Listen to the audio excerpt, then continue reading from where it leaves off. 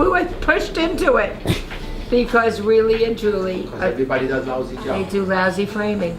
There are so many things I take for granted, and one of them is a good frame, one that'll protect something precious and that you can pass on from generation to generation.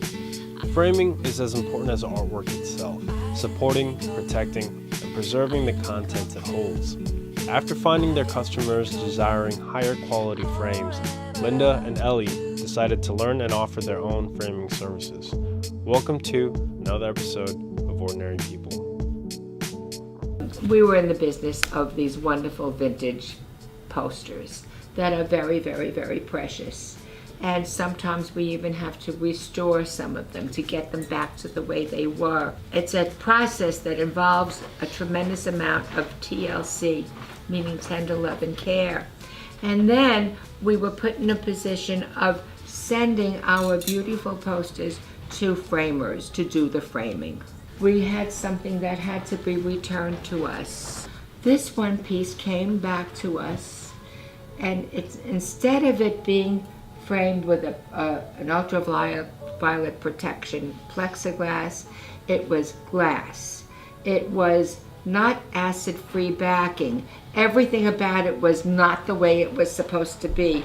And it had, because it was sent that way, the glass broke.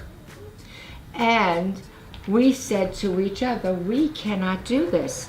I mean, we're selling something beautiful and precious to a customer, and suddenly it gets in the hands of somebody that's ruining it.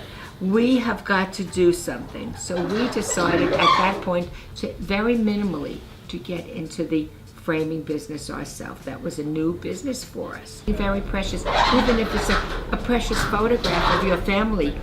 You want it to be taken care of the way it will survive for generations to come. Yeah, absolutely. And so that's how we got into it, but it grew and grew and grew. So we do 22 karat hand carved. What if you can dream it, we can make it. Some of this is out of fashion today because a lot of youngsters like something very minimal, which of course we do. We do all that things, but we feel that it's going to come back again to the old world, beautiful workmanship. We believe that the frame should have a relationship to the art that's coming. We feel that if it's a painting or a work of art, that if the artist himself were to design the frame to go with it, it should be something similar to that, not just a box. Right. So, can you add to that? Also, the most important thing is that the rule that we apply to everything that we do, and maybe because with time we can afford it, is that our rule is we want to do to the customer what we would like to have done to us.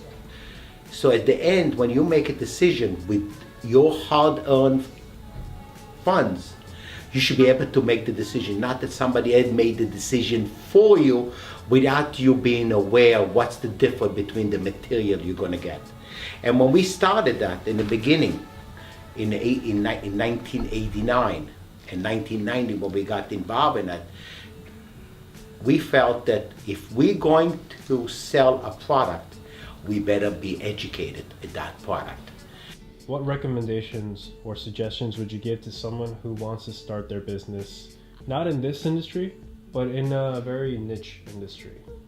One that's not Any industry. niche industry that you start, number one, you have to study it. You don't have to study it completely, but you should know what you're getting into and what it requires to maintain that. And then when you make the decision that that's what you want, then at least you have the knowledge and you go ahead with that. Gotcha. Oh, there should be passion.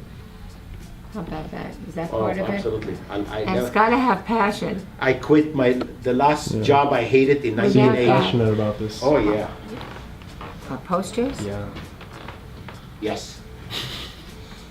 When did that passion start? Just on a That last passion note. started after the first 6 posters I bought many years ago. I decided that this was something that I had to collect because these are not just works of art. These are collectibles and their history.